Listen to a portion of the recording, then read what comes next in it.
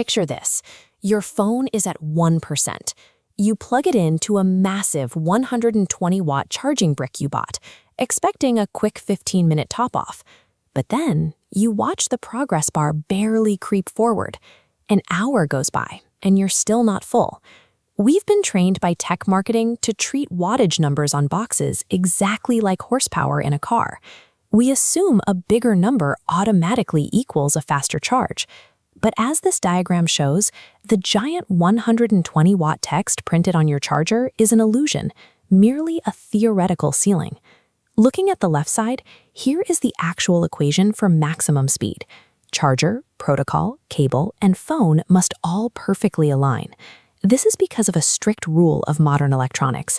Electricity is never forcefully pushed into your device from the wall. As we see here in the center of this diagram, power is negotiated. The device controller and the power brick have to execute a digital handshake through this central protocol negotiator before maximum current is authorized.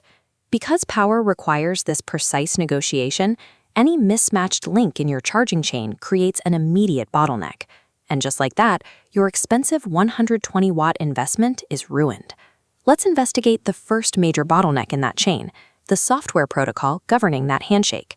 Right now, the mobile industry has fractured into two entirely incompatible design philosophies when it comes to power delivery.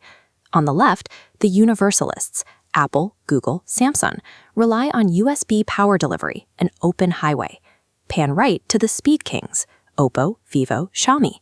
They abandon that open highway for highly siloed proprietary tech. These proprietary systems achieve incredible extremes. This diagram highlights the specific peaks for these Chinese flagships: 120 watts, 150 watts, and even 240 watts, which Oppo claims can charge a battery from 1 to 100% in about 9 minutes. To do this, these systems speak a highly unique digital language to bypass thermal limits, a language standard chargers simply cannot understand. Plug a high-wattage universalist charger into a Speed King phone, and you hit a digital language barrier. The handshake fails. The charge is instantly bottlenecked. Even if your software protocol is a perfect match, you can still hit a physical bottleneck right in the middle, the wire. Standard off-the-shelf charging cables are physically hard-capped at 3 amps. That's a built-in safety measure to prevent the copper inside from melting or catching fire under high loads. To cross the 45-watt threshold, or to hit those extreme proprietary peaks, the system requires a specialized cable equipped with a hidden microchip. Cut open this 5-amp cable on the right, and you see that blue circuit board embedded inside. That is an E-marker. It acts as a physical bouncer, verifying internal copper thickness before authorizing 5 amps or higher to pass through. So your wall brick and your phone can be a perfect software match, but if you use a cheap chipless cable, the E-marker isn't there to authorize the flow, and the entire system slows to a crawl. This brings up a very practical mystery.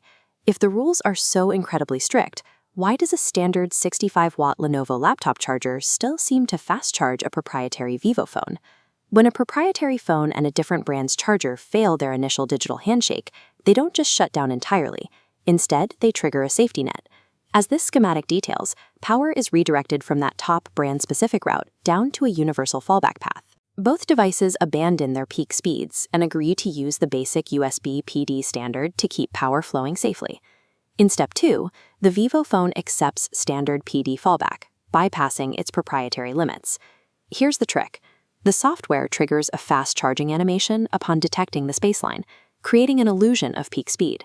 But the power meter proves it's nowhere near maximum wattage. That fast charging pop-up on your screen is a marketing trigger. It is not an accurate diagnostic measurement of the actual wattage reaching your battery. So how do you navigate this fractured ecosystem and stop wasting money on the wrong gear?